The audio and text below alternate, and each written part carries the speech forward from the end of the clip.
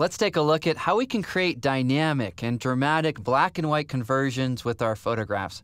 We'll be working with this image here, and let's open it in Camera Raw by using the shortcut.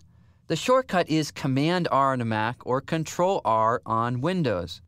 One of the ways that we could convert this to grayscale or black and white is by simply decreasing the saturation. If we drag this to the left, we can remove the color, yet it doesn't really look very good. There isn't much drama here. So a better way to convert to black and white is to use another panel. In order to reset the saturation slider, you can double-click it.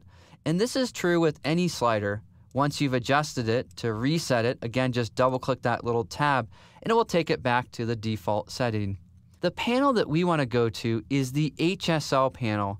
This panel allows us to control hue, saturation, and luminosity, and also grayscale. Here we're going to choose Convert to Grayscale. Once again, the starting point, well, it isn't amazing.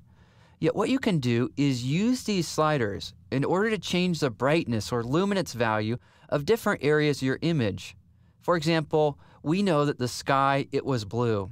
So here, if we darken up the sky, you can see that we can really create some nice drama.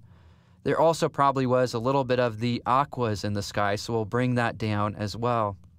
Well, already, this image is just looking much better. Another color or tone we have here were greens. We had all these grasses, and so I could modify that. You can see I'm darkening up these grasses a little bit.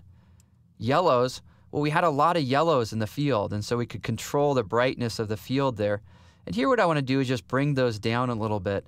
Now these controls are so powerful that many times people think, well, I'm done, that's it. Yet there's so much more that can be done. After having used these controls, let's go back to the basic panel. Here in the basic panel, I want to increase my clarity. This will add nice texture and mid-tone contrast to the image. I also want to build up or increase the contrast. I can control my blacks here by darkening or brightening those. In other words, I can really fine-tune the image. And by using these controls together, well, now I'm really starting to like this image. Well, the next thing that I want to do with this photograph is I want to paint in an adjustment to a specific area. I want to brighten up this path even more. To do that, we can use a tool which is called the adjustment brush. And you can use this tool for so many different reasons. You'll find it in the Tools panel above.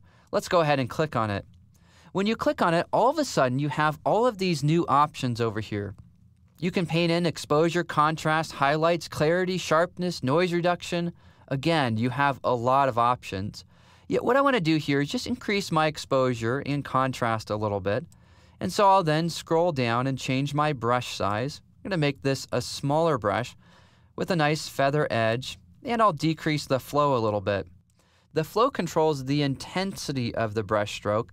In other words, with a lower flow, you have to paint back and forth multiple times. With a higher flow amount, you just have to paint once or twice.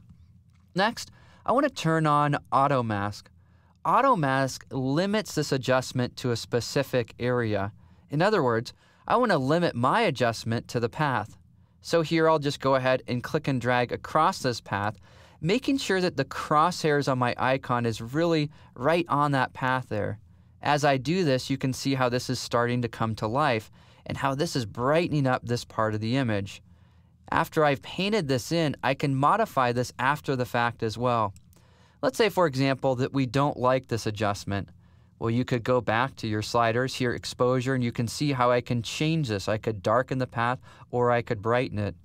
In my case, I'm going to brighten it back up because I think that looks pretty good.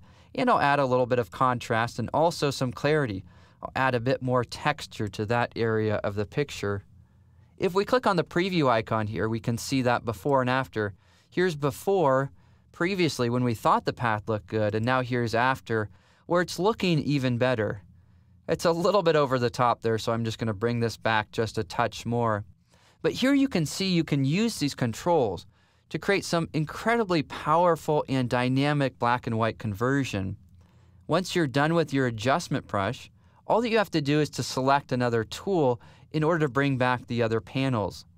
Well, just to reiterate, what we did here was rather than start off in the basic panel, we went all the way over to the HSL controls and we clicked on Convert to Grayscale. Next, we drag these sliders in order to change the brightness values of the different colors in our image.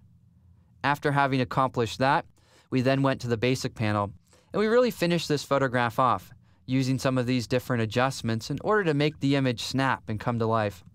And then finally, we explored how we could use the adjustment brush in order to paint in adjustments to specific areas in our photograph. And by using all of these techniques together, well, they all together helped us to create a really dynamic and interesting black and white conversion.